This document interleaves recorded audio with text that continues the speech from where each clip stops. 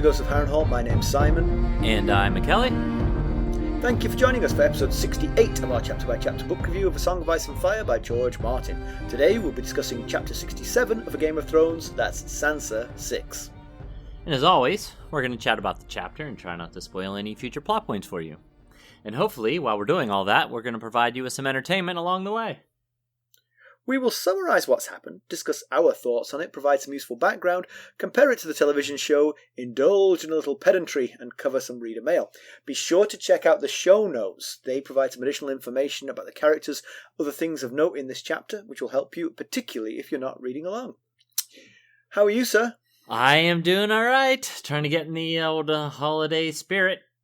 How about you? Oh, yes, it's for future listeners, we're closing in on Thanksgiving. We are indeed. So yeah. I got Stacey had me, well, she helped as well, put up all the inside decorations for Christmas already. So oh, okay. So you see, that's an interesting difference between the US and the rest of the world. So it's a US Thanksgiving, I should say, which is the fourth Thursday in November. Is that how it's done? It's when it says on the calendar that it's... Okay. I don't know. You see, you would never pass the test to become an American citizen. You're lucky you were born here. This is your first Thanksgiving as a U.S. citizen, so how about that? It is. And 2020, what a year to be thankful for. Yeah. But what you were saying about Christmas decorations, you see, in the US, people sort of complain about the sort of fact that Christmas sort of creeps forward longer and earlier and earlier. But Thanksgiving is a natural start. It's very difficult. It is kind of hard to put up Christmas decorations before Thanksgiving without feeling a little self-conscious because you are skipping ahead a holiday. Exactly. It's a good starting point. Usually I wait till the weekend after Thanksgiving. Right. I grew up in the United Kingdom. We have nothing to stop us. September, you start to see Christmas things. I mean, well, frankly, it's getting cold and dark by September, so, you know. Oh, I did not know that. So it forms a natural break. You guys will never smear Christmas out the way the rest of us do because of Thanksgiving. So that's what we're thankful for on Thanksgiving, I guess. Although, I mean, honestly, I'm a big sucker for Christmas, I have to say. Me too. I get very excited about it. Me too. I go all out front. You've seen my house at Thanksgiving. I mean, at Christmas. Yeah, I am quite lazy, and so I will never decorate my house the way you do, Mr. Griswold. Yeah, you know, I often wonder as the years go by and I find myself clinging to branches dangling on a 10-foot ladder, clinging to the branches of the trees in the front of my house. How much longer will I continue to do this? Not much longer if I fall right now. Anyway. I've been complaining about the fact that my wife works in public schools and has been sent back to work with the children. I am aware, yes. Yes. So, and I know you're already aware of this, but just for the listener's sake, it's not a great idea, I don't think. Not with the current rate of infection of COVID in the United States. My wife, it took her 2 days of being back in class with the kids to hold hands with and spend significant time with a COVID-positive child. And so now she's isolating and is beginning to show some symptoms. So. Oh, no. Yeah. So she's had a test. We don't have the results yet, but fingers crossed. Fingers crossed indeed. And we bought a new bed, and her COVID backside is in that bed now. Oh, man, she's tainting the bed with her COVID germs. Exactly! It should be me. I'm the pure one. You should have the bed. That's right. She should be quarantined to the non-new bed room. Exactly. Look, I'll just show you where I am, McKelly. No one else can see. This is not good podcast material, but there's the spare bed where I get to sleep, and here's the bed. You don't have much space left in that room. I know, there's nothing. There's just me, 2 beds, and and I spend 23 hours a day in this room because this is where I work as well. Right. So oh, man. I'm losing my marbles. Well, this is a good outlet for you. Oh, why don't we talk about Sansa and her plight? Make you feel better about yourself. Let's get on to business. Yes, relatively speaking. So the last time we saw Sansa, she was taking in Joffrey's first court session. Well, the last time we had Sansa's point of view, she was taking in Joffrey's first court session as king. She must have been wearing a scarlet direwolf on her dress because the other lords and knights in attendance did their best to avoid any contact with her. After witnessing the shake-up with the Kingsguard, sell me out, Sandor Clegane in Jaime, the new Lord Commander, she made an impassioned plea to Joffrey for mercy for her father. Joffrey agreed that if Ned admits that Joffrey's the true king, he will give him the mercy that Sansa asked for. However, when the time came, not in her chapter but in Arya's chapter, and Ned said all he was supposed to say, Joffrey asked Sir Ilyn to bring him Ned's head. Sansa had very little choice but to watch in horror. Oof. So, let's see how she's doing, shall we? Yes. McKelly, over to you. Let's see. How might Sansa be doing after that? Well, as you might expect, Sansa is really struggling with all that transpired on the High Septon's pulpit outside of the Great Sept of Baelor. She has no appetite, she won't leave her room, and she spends her time in either nightmare-filled sleep or laying in bed agonizing over the betrayal and loss. She did all she was asked. She wrote the letters saying what the Queen wanted, and she's been good and loyal. Eventually, King Joffrey pays her a visit and insists she attend his court. He's accompanied by the Hound and 2 other members of the Kingsguard. When she asks to be left alone, Joff has the Hound remove her forcibly from the bed. When Sansa then begs to go home, Joffrey informs her that Queen Cersei still intends for them to marry, so she isn't going anywhere. Sansa wants nothing to do with him as he, killed her father, Right. and he promised mercy. Joffrey says he did give him mercy, a clean death. Sansa says she hates him, which is met with a punch in the face from Sir Meryn Trant at Joffrey's command. After the rest leave, after the old punch thing there, the Hound tells Sansa to do as Joff wants and save herself some pain. Sansa cleans herself up and attends the court session, as requested. She watches alone as Joff makes sadistic rulings. And as the court ends, Sansa tries to flee back to her chambers. However, she finds Joff and his entourage waiting for her. He wants to show her something. Sansa has no choice but to comply, and he leads her to the stairs to the battlements. When she realizes what's happening and fights it, but eventually relents after some prodding from the Hound. As Sansa expected, Joffrey wanted to show her her father's head on a spike. Sansa looks but refuses to see. Joffrey then walks down the line of spiked heads, showing her more of the people who fell from his favour, including, rather gratuitously, Septa Mordain. Eventually he informs... I said that with the wrong tone of voice. I mean, I was excited to see Septa Mordain again, but not in this. It was just her head, yeah. Yes. Eventually he informs her that her brother Robb has beaten his uncle Jaime in battle, and that he, Joffrey, will soon ride to battle, destroy Robb, and give her his head too. In a fit of madness, Sansa retorts that maybe Robb will give her Joffrey's head. Uh-oh. Probably not a good idea, but... Well, it's a great idea, but... It's not not a great idea to voice it to Joffrey. Yes, that's exactly right. Great idea, bad idea to voice it. Joff has Sir Meryn strike her again, twice this time. Joff then tells her to quit crying and clean the blood off of her. It's unbecoming. Sansa realizes that Joff is standing near the edge of the battlements. A simple push would send him falling to his death. However, as she works up the courage to do it, the Hound steps between them and gently cleans the blood off of her face. We'll be right back. Hello, friends. Are you ready to make some unforgettable memories? Well, if so, consider the Marriott Bonvoy program. Discover the perfect destination for your summer getaway and unlock exclusive deals on luxurious accommodations. With our affiliate partnership, you'll enjoy unbeatable savings and a seamless booking experience. Don't let summer slip away. Visit Marriott Bonvoy today and make this vacation season one for the books. Use our Ghosts of Harrenhal affiliate page to check it all out and buy Bonvoy points or give some as a gift. The link to our page is in the show notes. So, actually, I always do this. I always interject at this point with a thing from right at the very end of the chapter, Good. Sort of derailing the whole chronological discussion you've got planned for us, McKelly. But What do you got this time? allow me, if you will. Did you think that Do you think that the Hound suspected and saved Joffrey? I do indeed, yes. You do. Uh-huh. Was there enough evidence, or is that just your inference? The word between... Or was it just... It could have been a matter of timing, right? It's possible it was just a matter of timing. Yes, it could have been coincidence. He just...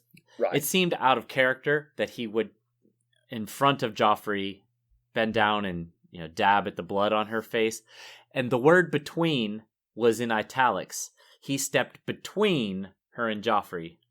that word was in italics, which made me, to me, it felt like he was intentionally getting between the two of them because he possibly... That is top-notch investigative journalism there, McKelly. Thank you. I do have... I think you're right. I have this down there at the bottom of the discussion, but I might as well just... Well, you would, because you do it chronologically, yeah. Might as well just say it now.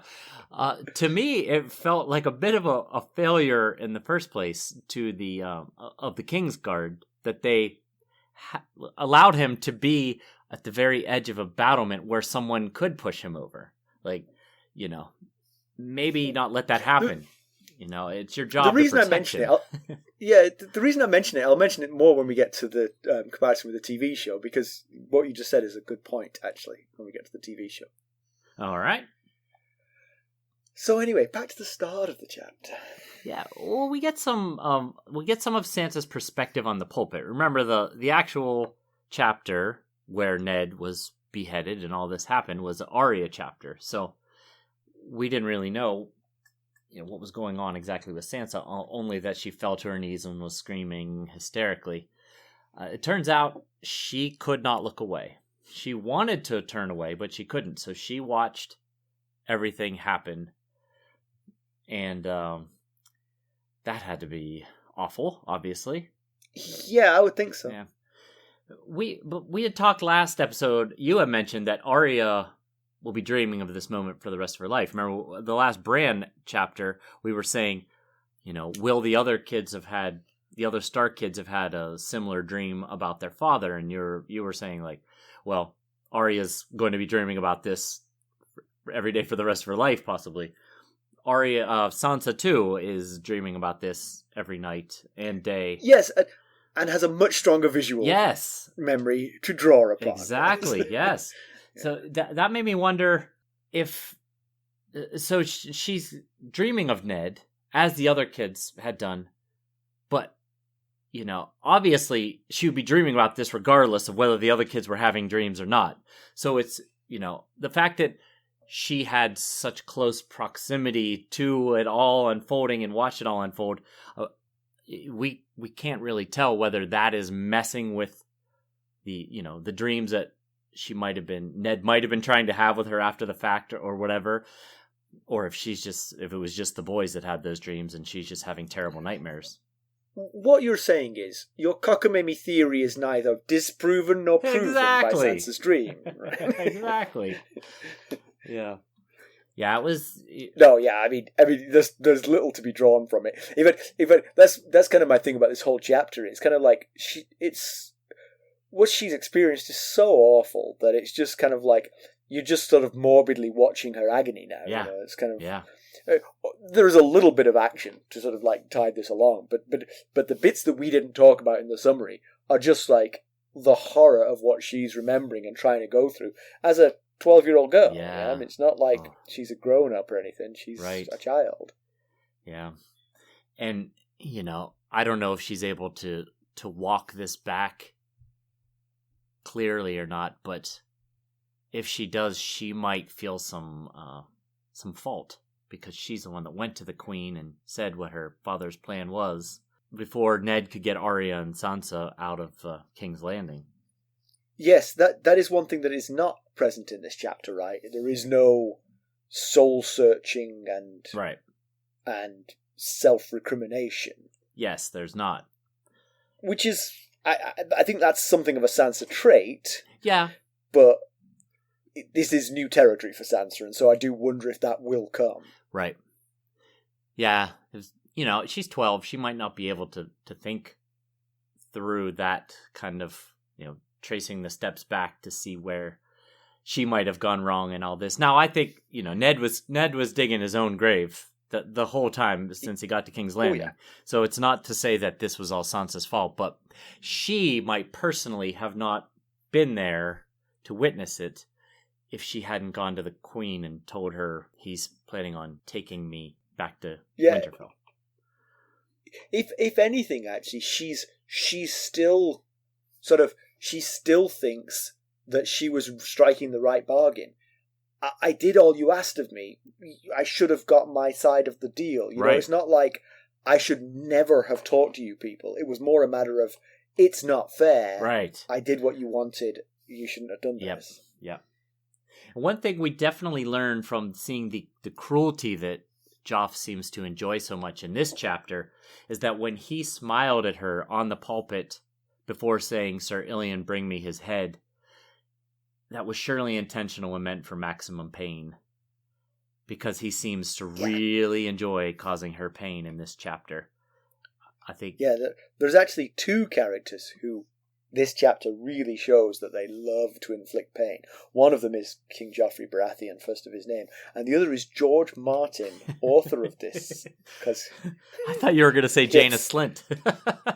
Well, he's not great either, but I mean, just the brutality of this. Oh, I mean, yeah. I wonder as you write something like this, if you're just like, oh, maybe I shouldn't. What is wrong with me? Yeah, why am I having these thoughts? I mean, there was that whole beheading, but I really want to go to a dark place. You know? Yeah. Another thing about this early in this chapter is we see Joffrey in a crimson doublet with lions and a gold cape.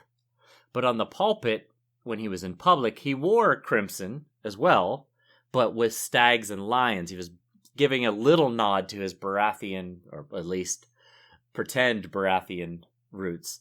But, you know, when we see him in private, he is just all Lannister in his attire. And I bring it up a lot because it's in the description a lot. So I believe it's intentional for us to see how he's becoming purely Lannister, you know, which he is, but not even a nod to the Baratheons unless he's in public, and then it's just the slightest nod.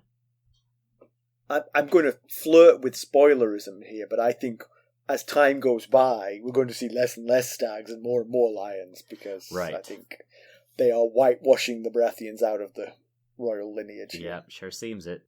I literally don't remember if that's true, but I think it's a fair bet. It seems like a fair bet from here, that's for sure. So, one thing that I noticed was, he brought the Hound, who's been his bodyguard for a long time and is now a member of the Kingsguard, and he brought two other members of the Kingsguard. That doesn't seem that unusual that he would walk around with 2 or 3 members of the Kingsguard. Right, yeah. Most of the time. But when he wants somebody to inflict violence upon Sansa, he chooses Meryn Trant. Yep, yeah. That just seems a bit strange to me. I mean, you'd think the Hound has always been his lapdog. Yeah, his personal protector. Done what... Exactly. So, I wondered about that. One of the things that this chapter showed, and it's not the first Sansa chapter that showed that, is that the Hound has a soft spot for her. Right. He has. I don't know if it's romantic or if it's sort of like fatherly, but he cares about Sansa in a way that is unusual for the man. Yes, I agree. Well, at least we get the impression it's unusual for the man. We don't know the Hound very well. Most of what we know of him is through the Sansa chapters, and he actually seems a bit of a softie, to be honest. In the last few Sansa chapters, he does. Previously, not so much. So, remind me. Well, he rode down Micah and if the butcher's boar. If you're Micah's parents, you probably don't have that same softy view of him. Yeah, right. That's true. Good point.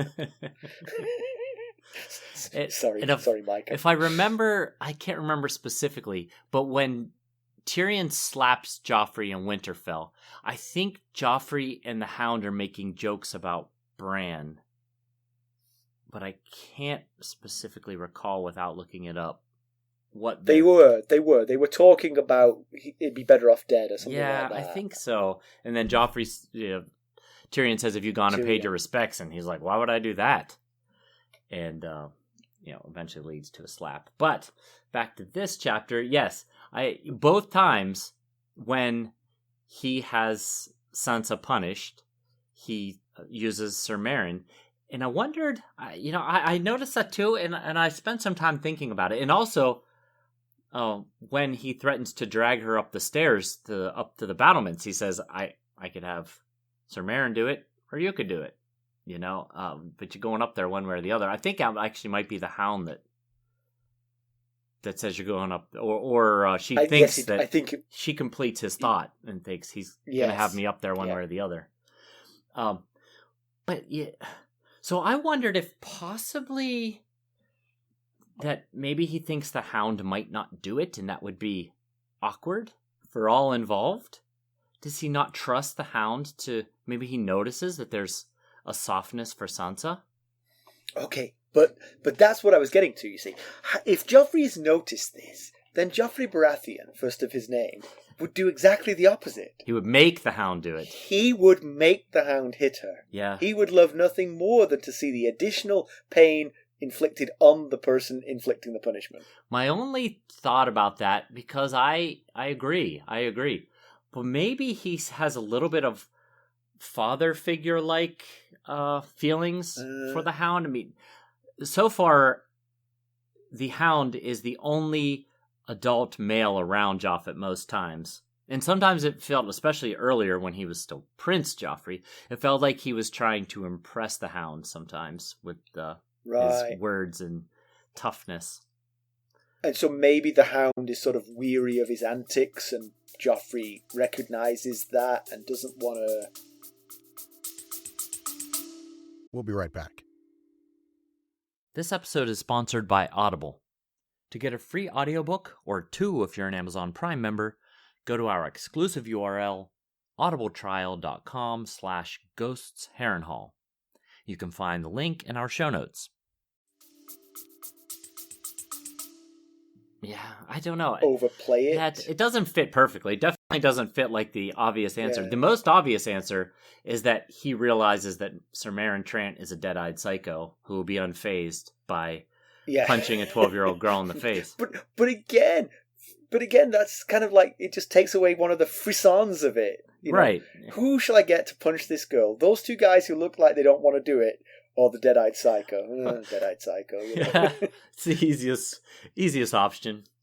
Because later when Sir Meryn comes to call on Sansa to bring her down to the throne room, he acts like, he hadn't just punched her in the face before that. And she realizes, oh, he doesn't hate me. He doesn't love me. He doesn't care. Just not to belabor this point, but I have an idea for why.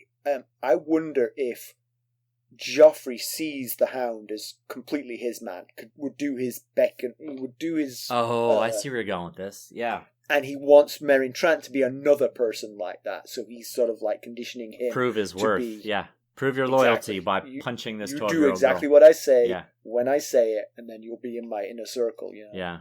And real quick... The Hound's already done that. Meryn Trant, if you remember, he was also the one that was sent after Arya that got into the fight with Syrio Forel. So, in case you're wondering, where have I heard that name before? That is the same member of the Kingsguard. Yeah. But that second one, the second punch up on the battlements, Sansa describes his outfit when he comes to get her to take her to the throne room, and she mentions that he's wearing gauntlets. So he punched her...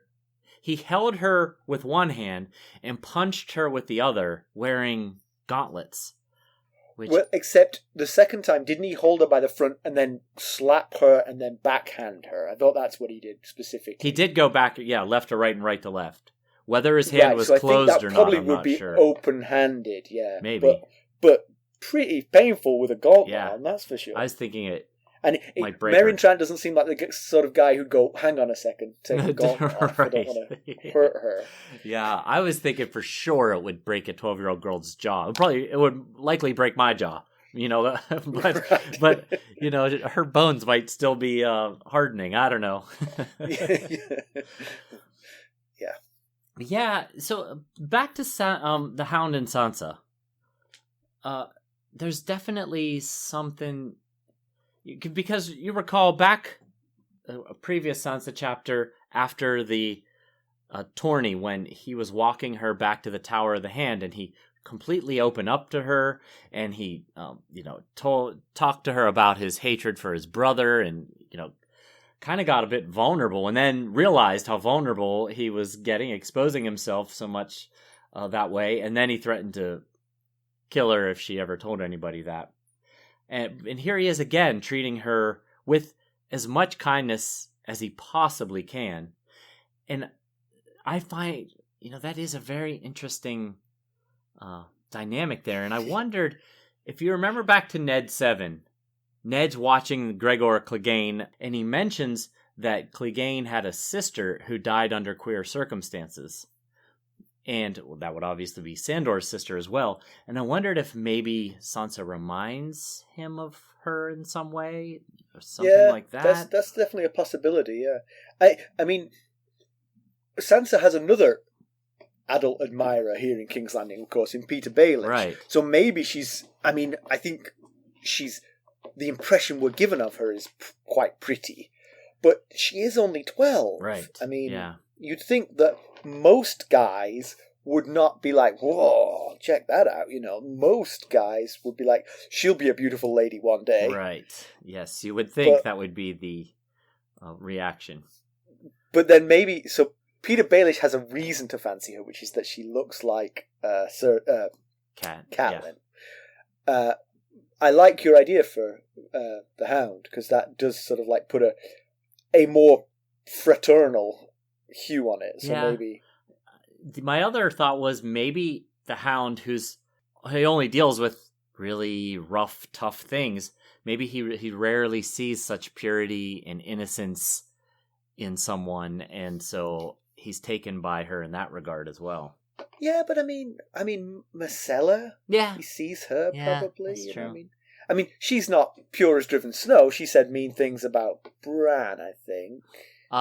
Arya, when she thought Arya was a little gutter rat, when she was trying to catch the black cat. Arya, she said some mean things, and Cersei, of course, doesn't really qualify us. Right. But there are pretty ladies around who are soft and delicate. Yeah, it seems. Yeah, there's an affinity here which is out. Yeah. Regardless, outsized. though, it's not good when the man who rode down Micah like a pig is the voice of reason and comfort.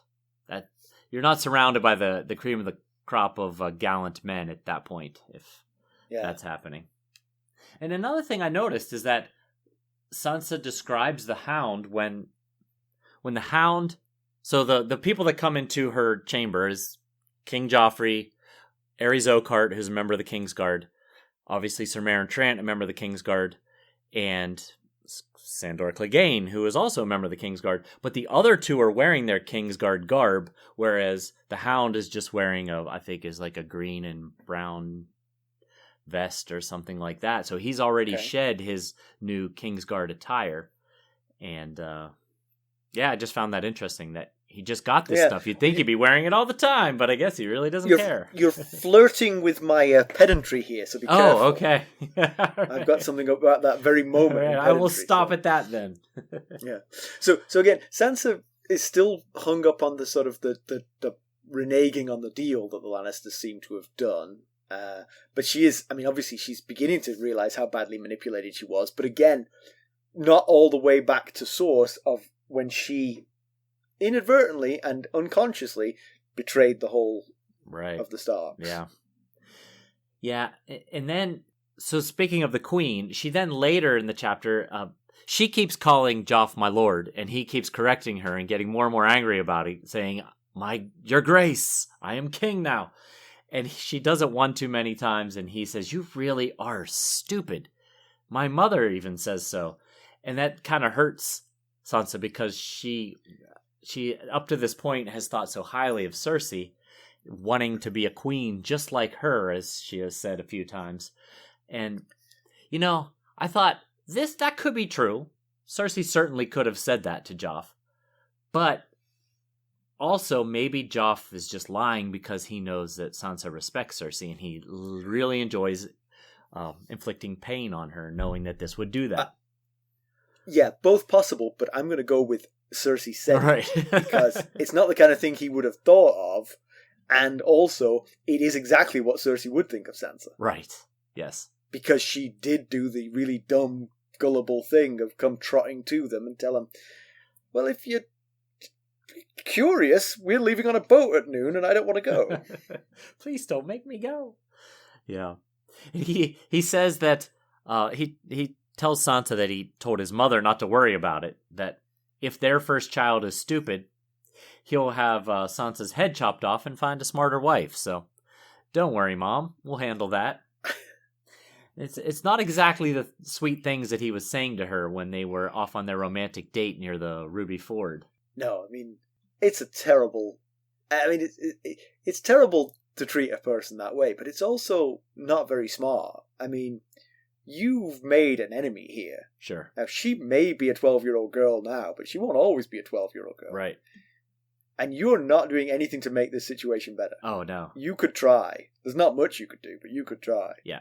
Basically, in every way, he's not tried to mend any kind of, I mean, there's not much you can do to mend chopping her father's head off. I mean, that's... Nope.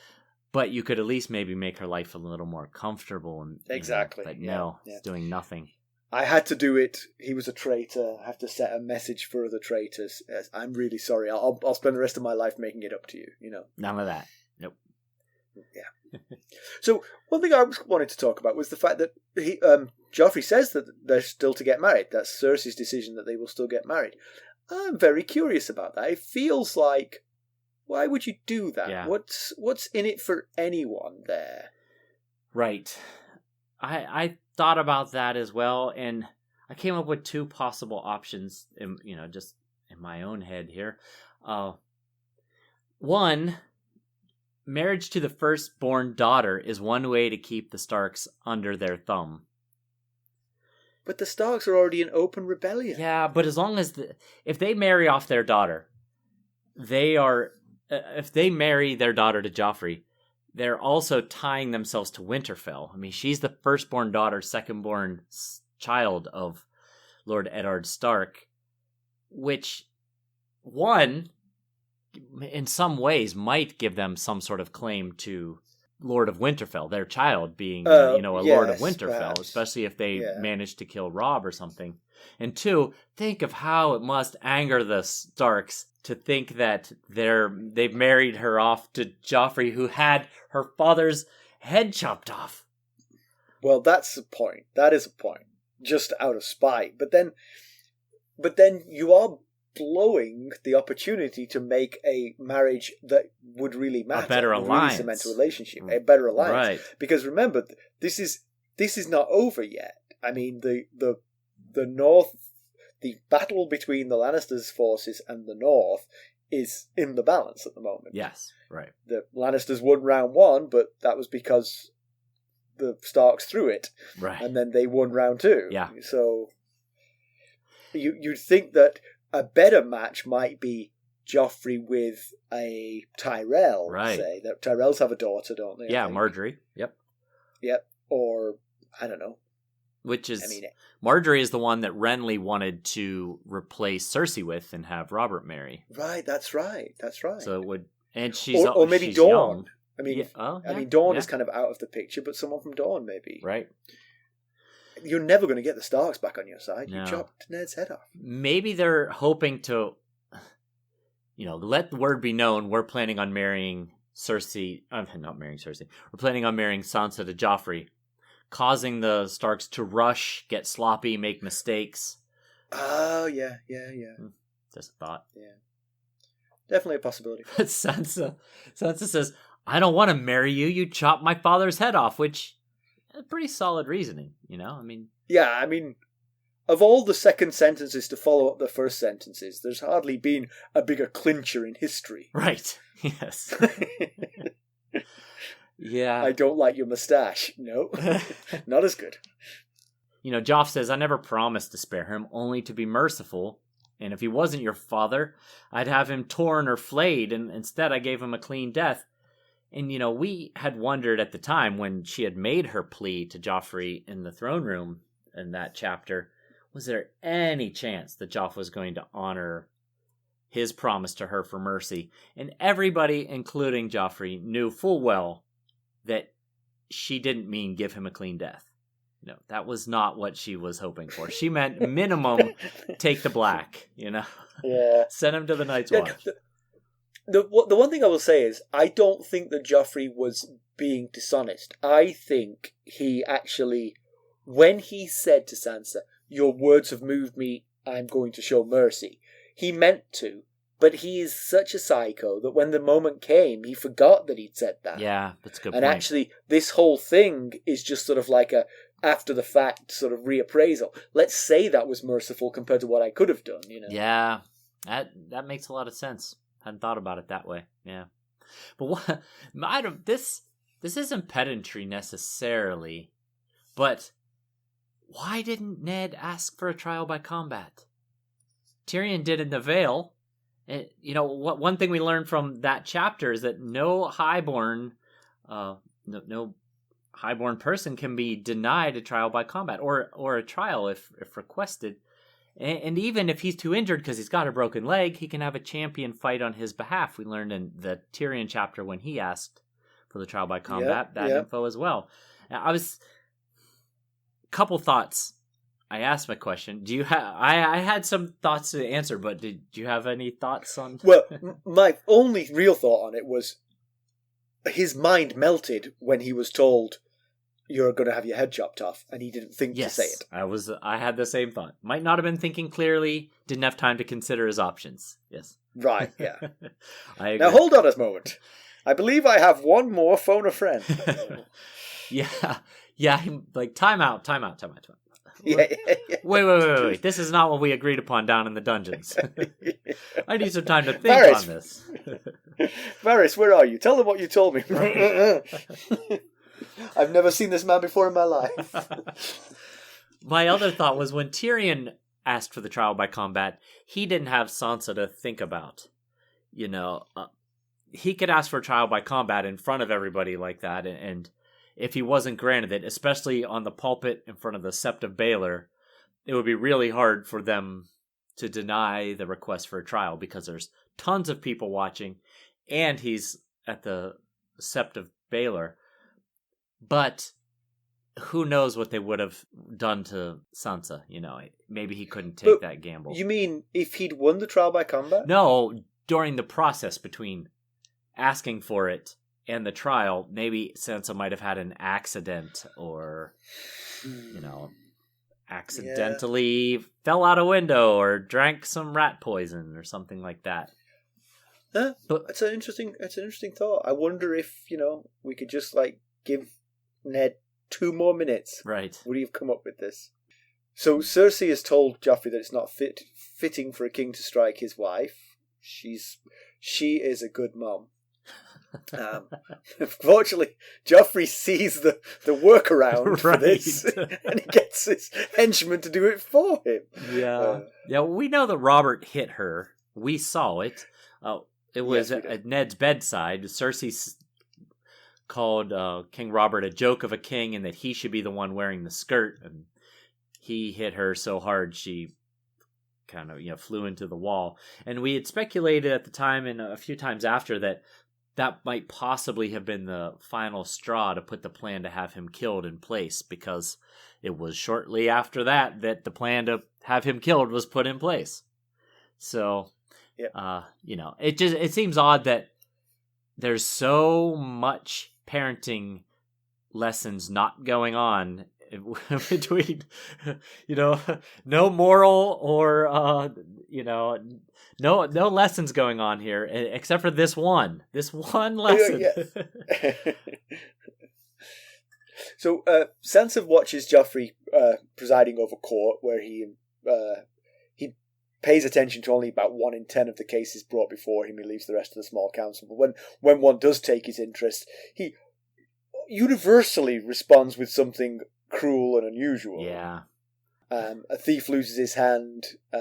Knights who have a land dispute are forced to duel to the death.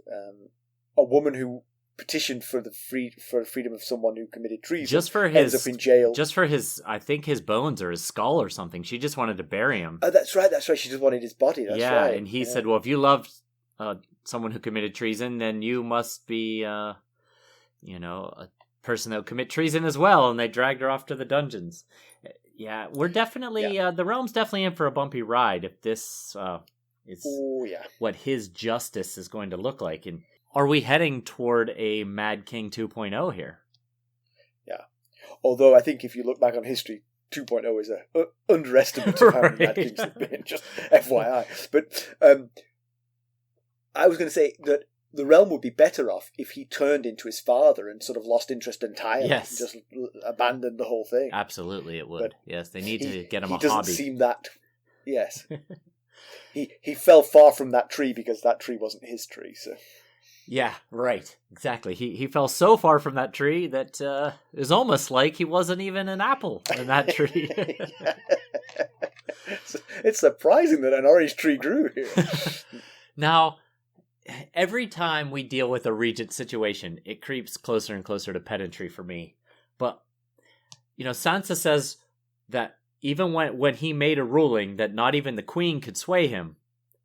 And again, I'm left wondering, what is the point of a regent? Either the regent is in control until the king comes of age, or you don't have a regent. Yeah, but I think you're being too pedantic over this one. I mean, too literal. Too pedantic is... I think, basically, she's got the authority to speak for him whenever she wants, but he always has the ability to overrule, because he is the king. I guess. She needs to do is just leave the important matters until after bedtime. That's what she's going to do. After 8 p.m., that's when we make all the important decisions. Of course, that decision for that lady who asked for the bones of the man who was killed for committing treason, that probably feels like a pretty important decision to her, to be hauled off to the dungeons as well. So I would say so. Yep. Yeah, I don't know. I guess it's just like, either the king's not in control when there's a regent in charge, or there's no need for a regent and the king just makes whatever rulings he wants to make. Yeah. So Janos Slynt we see on the small council for the first time. The 9 out of 10 cases that Joffrey has no interest in are taken care of by the small council, so the small council are all there. Janos Slynt has his place on that council. Sansa really wants to hurt Janos Slynt. She's channeling her inner Arya. She does indeed, yes. She wishes some hero would throw down and cut off his head. And she recalls Littlefinger telling her that life is not a song, sweetling. You may learn that one day to your sorrow. That's what she was told by Littlefinger Baelish. Yeah. Maybe if she'd passed that message along to her father, he might have got the message about Peter Baelish a bit sooner. Right. So that made me... when she reiterates that phrase here in this chapter, and it got me wondering... Clearly, she's learned this the hard way, that, life is not a song, and as she thinks, in real life, the monsters win. And I wondered if there was any chance when Littlefinger said that to her, if he was just slightly tipping his hand to her, knowing that she would not pick up on what he was conveying to her, because so much of what went wrong for Ned could very easily make an argument that Peter Baelish was behind most of it. Yeah, but here I'll make the same point that I made earlier in previous episodes, although I'm just guessing because I don't actually remember. But what I imagine I said was that I think Peter Baelish didn't make an early decision about which side he was on. He waited and waited and waited. And sure, he could see an end game in which he was going to turn the tables on Ned and put a knife to his throat and pay the gold cloaks to spring a trap on him. And he could see it, but he hadn't chosen it at this point. Huh. So yeah, I guess that's how I feel. That is a less cynical way to look at it. That he was still keeping his options open. Whereas to me, it felt like everything he did was leading Ned down to making the decisions that were leading him down the path to where he ended up. Now, I haven't done my homework on this, and maybe I should before I make this argument again, but if you look back on all the things that Peter Baelish said to Ned Stark, I bet you could make a strong case for what I'm saying. I think that if so, Ned Stark had listened to Peter Baelish... You're right. He said, first thing he told him was, don't trust me. Well, and the last thing he told him was, don't trust me. Yeah. Everything in between doesn't really matter what he said. Right. You shouldn't have been trusting it. But I know he gave him some solid advice that Ned spurned. Yes. Of course, maybe he knew Ned was not going to take that advice. There's some things, like lying about the origin of the dagger, claiming it was his and he lost it to Tyrion, that was purely just a lie to pit the Lannisters and the Starks more against one another. Is that proven, that was a lie? Well, according to Tyrion, it is. Tyrion didn't. Yeah, but Tyrion didn't say he owned it. But so yes, there's a lie of sorts. But I just wonder how big the lie is. I mean, maybe Jaime owned it or something like that. Maybe. All we know is that Tyrion insists. Even afterward, he told Bronn, I don't know this dagger. I didn't own this dagger. Yeah. But anyway, yeah, probably wasn't tipping his hand. It just seemed like it's possible because so much could be attributed to him. Yeah. So up on the battlement, Sansa, trying to avoid eye contact with the seven heads, looks longingly northwards towards Winterfell, which is a big change of character for her because she's always wanted to come to King's Landing, and I don't think she ever expected to miss Winterfell, but you make things bad enough for someone, they'll get lonely for home. Right, yep.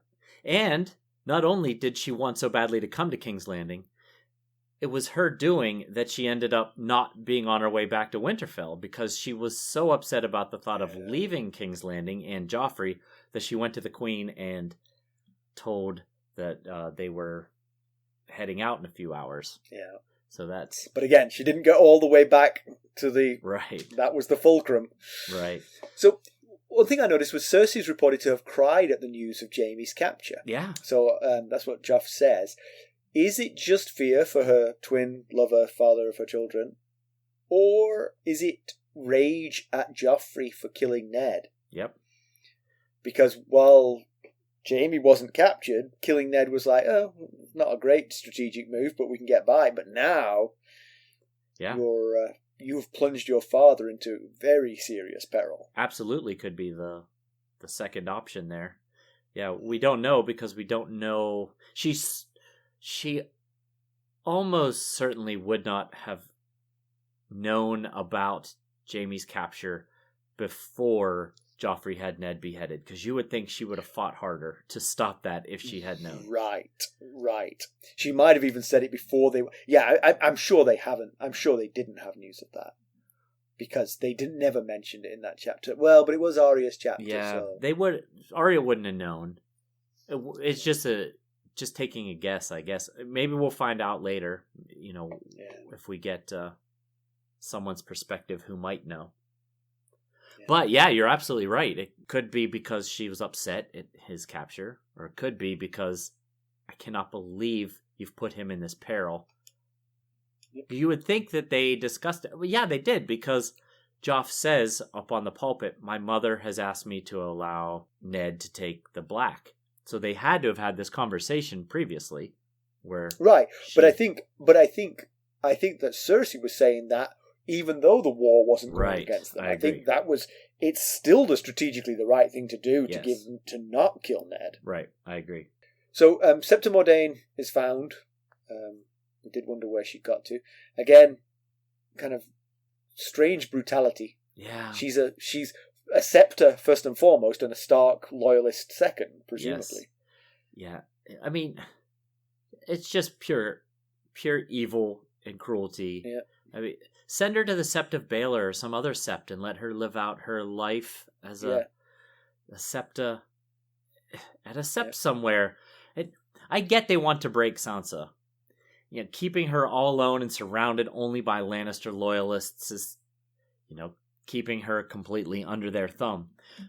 But maybe she'd be more accepting and mentally stable if she had at least one familiar face around. Right. And that Septa and you could totally keep an eye on them to find out what she's saying. Yeah. And if she ever says something like, we'll get you out of here one day, then you chop her head off. Right, yeah. And the Septa, she seems like the obvious choice because, she's a Septa. For one thing, she's not a Stark. Yes, exactly. She's a woman of the church. Yeah, and she's a female role model for Sansa. Maybe they want Cersei to be her only female role model going forward. I don't know, but interesting. But there is something I found interesting when he's showing her Ned's head, and then he says Ned's head's on the spike, and he says, "You want to see some more?" And Sansa has kind of decided to do what the Hound has been suggesting to her. Just go along with it. do whatever he wants. Save yourself some pain. So she says to him, if that pleases you, your grace. And so he's taking her along. She even said your grace, Yeah, right? she got it right that time, I think. Good. And he's going along past all these spikes with heads on it, and there's 2 empty. And he says, I'm saving these 2 for my uncles, meaning Stannis and Renly. And this is not the first time that it's come up. Back in the Tyrion chapter, Tywin wanted to finish things with Robb Stark quickly, so he could turn his attentions to Stannis. But so far we have had no news that either uncle has made any official claims to support Ned. Now Renly did leave unexpectedly in the middle of the night, in the night of his brother's death, but Stannis has been completely silent. So maybe it's that lack of action to support Joff that in his mind and the Lannisters' minds is equal to treason, that they're not coming out and saying, this is bogus, Ned is lying. Yeah. I don't know. I mean, maybe news has got out that they're rousing armies or what have you, but yeah, it feels like there's an assumption that if you're not with us, you're against us. Right, exactly. Yeah. So throughout the chapter, Joffrey badgers Sansa for what she's going to get him for his name day. But that seems like weird to me. Like, she's confined to quarters. What's he supposed to... He does not seem like the kind of guy who would really love something she made for him. He looks like someone who wants a new Xbox, for sure. Right. He wants the latest gadget. He doesn't want some doily that she has knitted for him in her chamber. But that's the most she could do. I mean, it's... I personally think this whole thing, because he brings it up quite often multiple through the chapter, times. I think he's setting her up to reveal his plans to give her Robb's head. Because... all that whole time was just so he could... make that funny joke. I think so. I really because the last time he says it, he then says, "Maybe I should give you something for my name day," and then goes through about how he's going to raise a host after his name day and, go defeat Robb and then bring Sansa Robb's head back. And then Sansa spoiled it by zinging back. That's right. Good for Sansa. Well done. Didn't say? Work out so Maybe well. Maybe he'll bring me your head. Yeah. That's worth the slap across the face, even with the gauntlet. Probably after the fact. After her lip has healed, she was like, I'm glad I said that. I'll do that again. Easy for me to say. I didn't get hit by Meryn Trant. But he says to her that Cersei says he can't go raising a host and riding off into the Riverlands. He has to stay in King's Landing in case either of his uncles attack. Again, we've had no evidence that either of them are planning on doing so. They very well may be, but we have no evidence of it. But if they are, she's absolutely right. It would be a terrible idea for the king to raise a host from King's Landing and ride north into the Riverlands to fight, because if either of those uncles did attack at that point, they would just waltz into the Red Keep, because very true. There wouldn't be much fight to put up if he took a host north with him. Actually, I like this plan. Let's hope that that's what comes to pass. Yeah, she should advocate for it. Yeah. I want Robb's head too. He was never very nice to me. So Sansa considers shoving Joffrey off the battlements. He's standing right on the edge. She probably would die, maybe fall with him, but she would save the realm from a lot of grief. Yeah, especially given today's court session, if that's how all the sessions are going to go. Yeah. But the Hound intervenes and saves Joffrey, perhaps intentionally, perhaps inadvertently. Yeah. And this part made me think about something we had talked about previously, about how Arya and Sansa would both fare so terribly in each other's shoes at this point. Yeah. Because Arya definitely would have pushed him. Yeah. But, just like how Sansa would not be faring very well, likely loose in King's Landing, Arya would be doing, she probably would have died earlier in her room when Sir Meryn Trant was, punching her because she would have not let up with Joffrey. She would have, kept her foot on the gas and just kept egging him on until Sir Meryn punched a hole in her head or something. I like this parallel universe you're creating. It's just they're both best suited for where they are right now. Arya would be doing terribly as a captive in court, and Sansa would be doing terribly as a basically like a gutter rat living in the streets of King's Landing. Yeah. So just one last comment. I really wanted to know what life is like on the small council now, because the small council's changed. Obviously, Ned has gone, right, and now the only person in the Red Keep that we have POV is Sansa. That's everybody else is gone. We have Arya, but she's not in the Red Keep. She's unlikely to get small council information to us. Seems unlikely. So, yes. but I would love to know. I mean, so Cersei and Janos Slynt have been added to the council, and Ned removed, obviously. Yeah, and Barristan so that's Selmy. Oh, and Barristan Selmy. Yeah, and Renly, of course. Yeah, so Renly, of course, is gone as well. Ned and Barristan Selmy definitely bring more straightforward thinking, doing the right honorable thing, and they've both been booted. And Renly brought a little bit of, knocking down the puffed up royalty. Right, yeah. So now it seems like it's just like rotten people and sycophants. Absolutely, on that thing. I can't wait to find out what Peter Baelish and Varys are thinking. Because they're both players. Right, yeah. And they must be playing right now because there's no room for dissent on that council. No. You might have been able to make a case to Robert if you right. If you weren't so inclined to do so, but you don't want to go against Joffrey right now. He's just completely unstable. Hey Joffrey, I don't like what the small council's saying to you. Can we get rid of your mother, please? Yeah, it's not so great. No. So anyway, background. There's not a lot of background in this chapter, I have to say. So I just mentioned name days. Joffrey continually mentions his name day throughout this chapter. I used to live in Greece, as you know, and in Greece they don't celebrate birthdays; they celebrate name days. Huh. And the name day is the day of your patron saint, the saint that you're named after. It's their special day, whatever you call it, Saint's Day. Okay. And so it's not the same, and that's a much bigger deal in Greece than birthdays are. Oh wow, really? Huh, I did not know that. I'd always assumed that name days in Song of Ice and Fire were the same kind of deal, but it's not true. In Westeros, at least, babies are named the day they are born, and that's why it's called your name day. It's not called your birthday. It's called your name day. Okay. But they are named the day they're born. So actually, my own son, his name day would be 2 days away from his birthday because it took us 48 hours to come up with something. We called him baby for 2 days. 2 days younger than he actually is. Oh, that's really neat. So, but wildlings don't name their babies until their second birthday because of mortality rate might be higher up north of the wall. Mortality rate up there too high. Yeah. Yeah.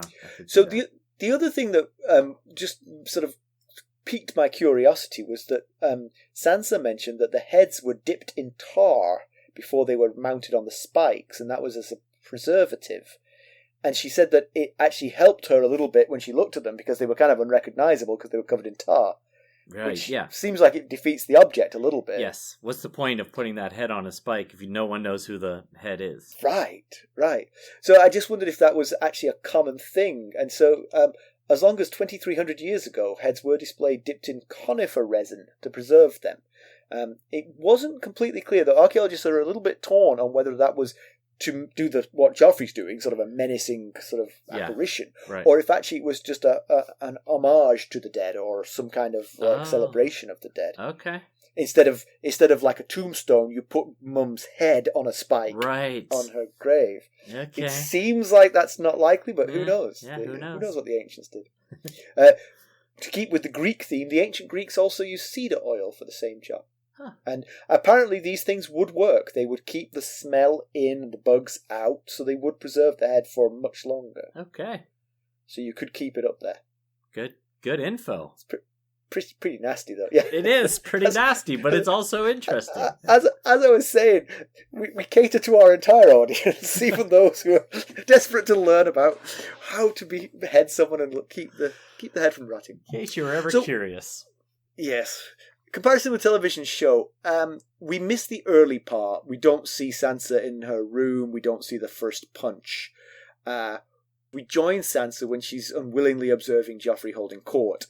We do get to hear... We haven't actually mentioned that one of the people... Did we mention that one of the people that he ruled on was a guy who sang a bawdy song about his father? I think we forgot to mention him. We mentioned the thief, we mentioned the knights, and we mentioned the woman. We forgot to mention. Yeah, so one guy that he weighed in on was a singer who sang a bawdy song about King Robert and the boar, and Joffrey makes him sing it there and then in front of everybody, and that's the bit that gets into the TV show, and it is pretty funny, in fact, because it basically... It compares the boar and all the awful things the boar did to King Robert to what it was like to be married to Cersei. Oh, she's not laughing at that song. I bet she's not. In fact, nobody in the throne room is laughing, even though it's quite funny.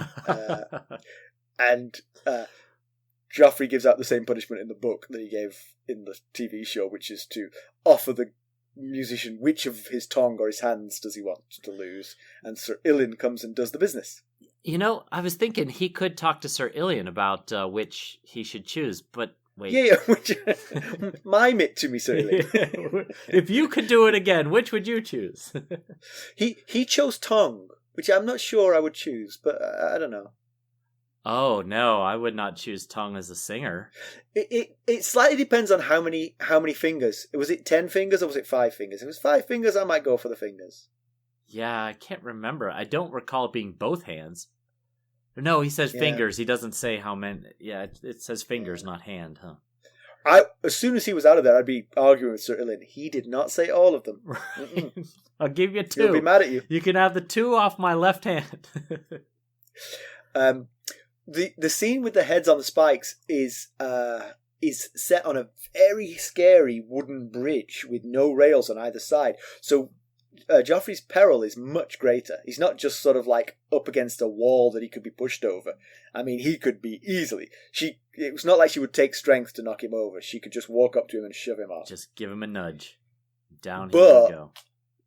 Gregor Clegane literally prevents her from doing it. There's no question in the TV show. He sees what's coming. She takes a step towards Joffrey and he grabs her and pulls her back and then dabs her face. So absolutely no question. That's why I was asking you before what you thought. Right. The TV show was clear about it. The Hound was...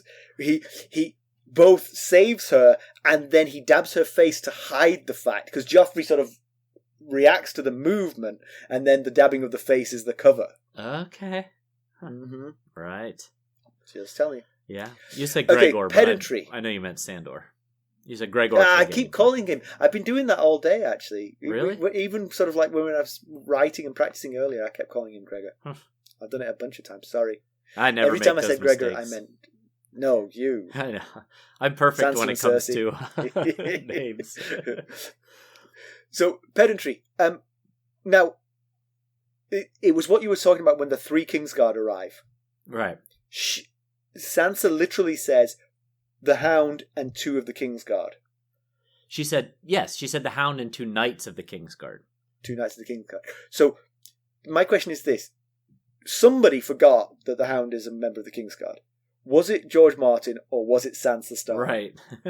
You see, because it's a POV, you can always argue, well, that's her point of view. She didn't remember because he's not wearing the gear that he's a Kingsguard.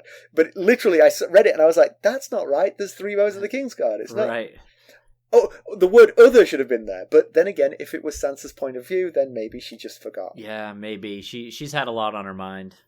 She has. She did say Knights of the Kingsguard, which differentiates. There is that is a differentiator, that's true. But you're right, they are all members of the Kingsguard.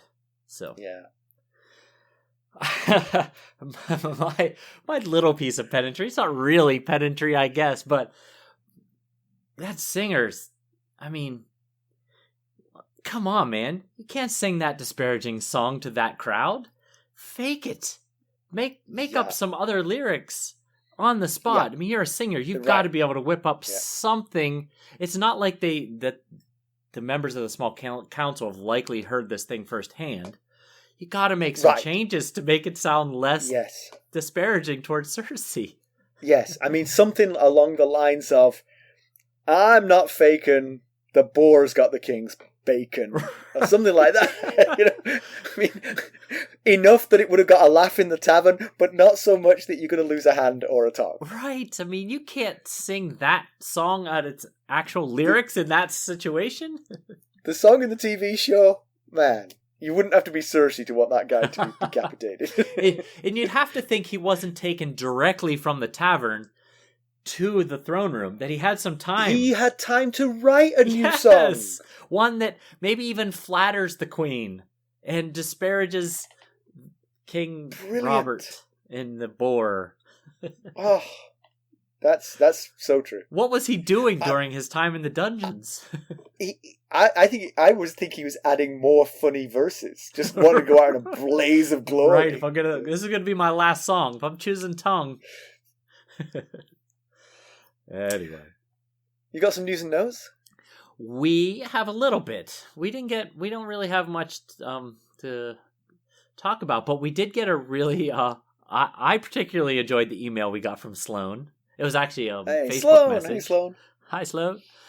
She mentioned how much that she actually enjoys my long-windedness. She said, well. Now, hang on. Let me interject a moment here, if you don't mind.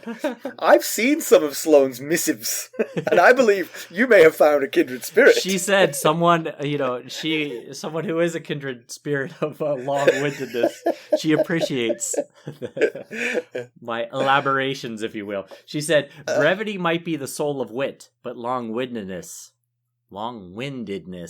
brings the tea. Well, there you go. So that's a good one to live by, I think. Yes, thank you, Sloan. Thank you, Sloan. I appreciate. Always nice to hear from you. Yes, I appreciate you having my back. I did read that to Stacy, who also struggles with my long-windedness. She did not change her tune at all about her thoughts on my long-windedness. So, ironically, Carson struggles with my brevity.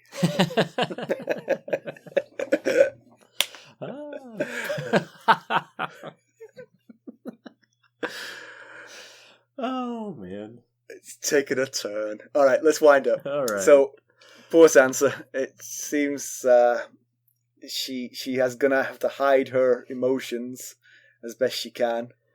Yeah. Yeah. That's sort of the best she's got. Try and just live through this. Yeah.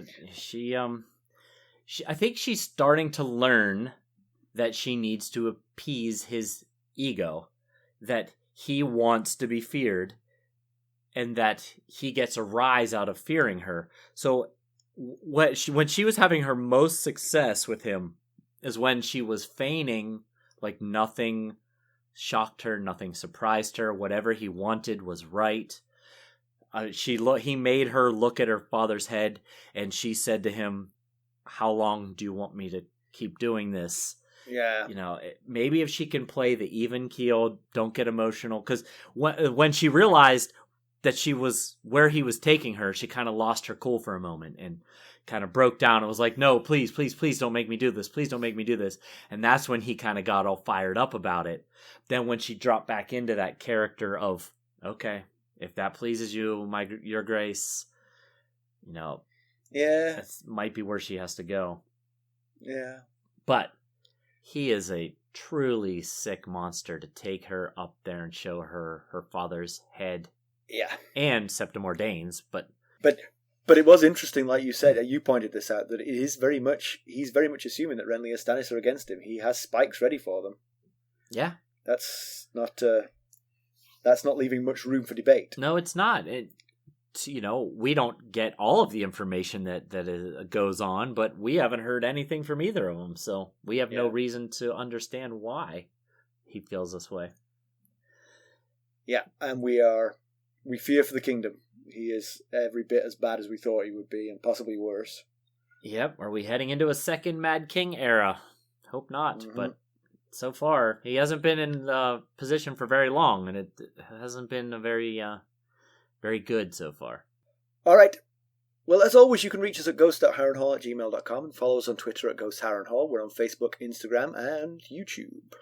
And if you wouldn't mind going out and leaving us a 5-star rate or a really nice review, we certainly would appreciate it. We will tell better jokes if you do. That's right. We're holding back on the good jokes. All right. Well, thank you for listening. Thanks. Bye. Bye.